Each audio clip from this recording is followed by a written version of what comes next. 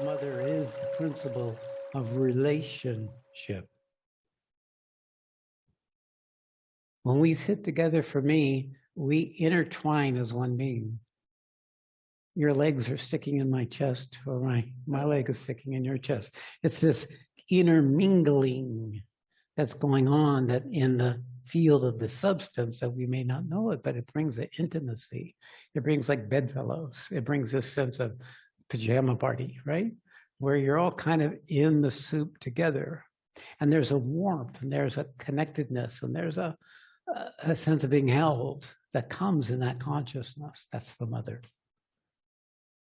She holds us all. When we're gathered together, aligned with her, then we can feel it. And it feels, if nothing else, but a sense of peace or an embrace or a calming, a relaxation, an emptying of the mind and all its worries, an opening of the heart and the willingness and the relaxation of the body. So most of you go to sleep, but it's just natural as we grow in the nurturance of the mother's holding, which is very much like a womb in spirit. So that principle that the mother brings, of course, Sri Aurobindo was the Sat force like me. He was the one that had the recognition. And the nature of Sri Aurobindo is he was capable of violence.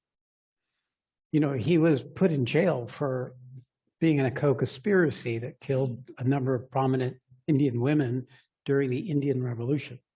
For him, he felt in order to change, there had to be violence. So he was not a Gandhi. However, he was also considered the first founder of India's independence, which is August 15th on his birthday.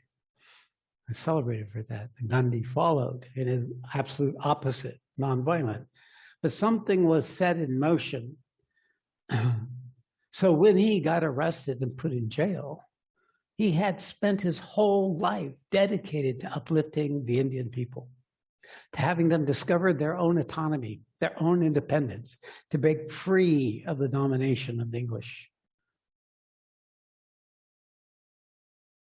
So he had, in his human life, tapped into a quality that was going to take him, when he awakened spiritually, to places most don't go.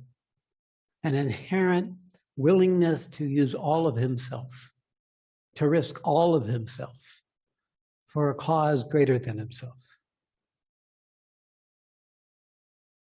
So his pull was to empower people to know their own independence, to learn to break out of the shroud of the English, that is our story, our belief, our self-diminishing, much as my work is with you.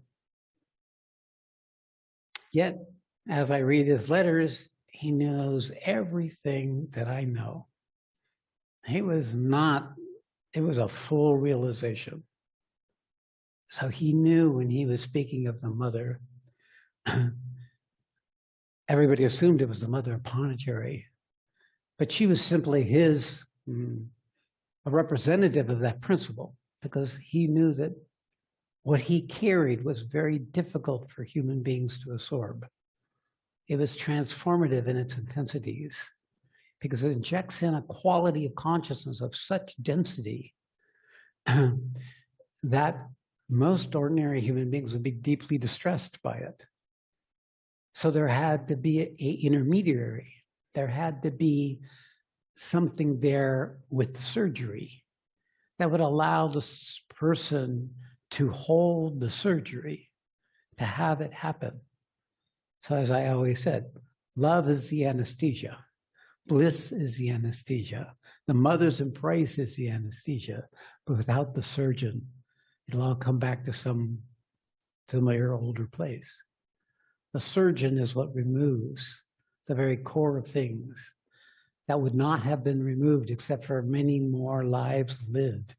And those patterns exhausted and exhausted and exhausted. And then the consciousness becomes free, and then it knows it itself.